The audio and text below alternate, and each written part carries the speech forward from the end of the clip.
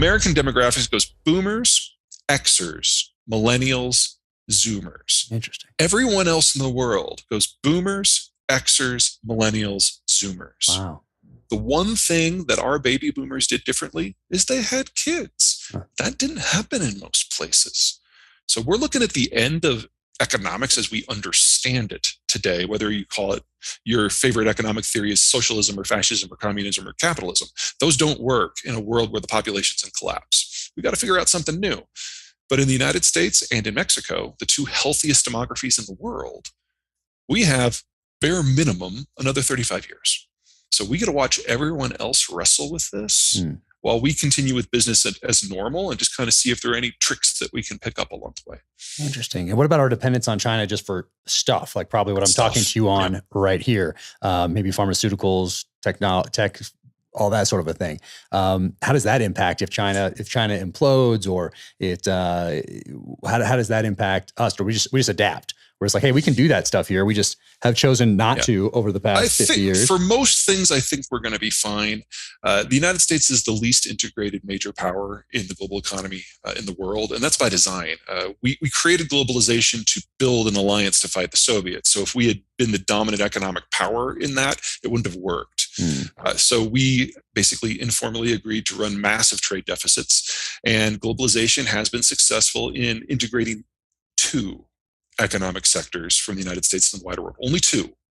One of those is agriculture, because our farmers and ranchers are just so ridiculously productive that they have to sell outside of the United States. So based on whether you're a farmer or rancher, you're in pork or corn or whatever, there's going to be some adjustments that are going to be uncomfortable.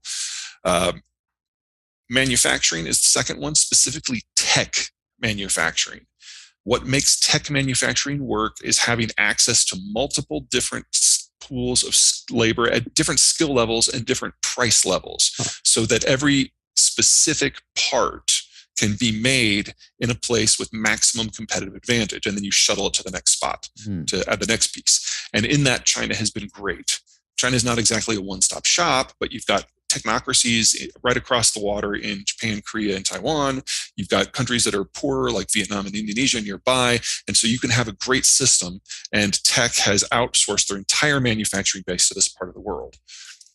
That's where we're going to feel it. Because that's going to break. You don't rebuild that overnight. And the Mexicans are wonderful, but in northern Mexico, there's only 30 million Mexicans. So there's a limit to how much of this that we can build before we can figure out a new, more automated way of doing the construction.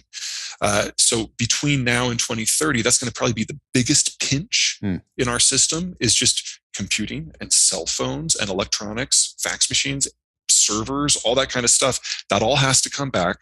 It is all coming back, but you have to unwind 40 years of globalization in a very short period of time. We need to, bare minimum, double our industrial plant in the next 5 years. And while that will end us in a much better place than where we are now, the road from there is going to be bumpy, and there's going to be a lot of inflation because this stuff isn't free to build. Man. If you enjoyed that clip, watch the full episode here, or another clip here.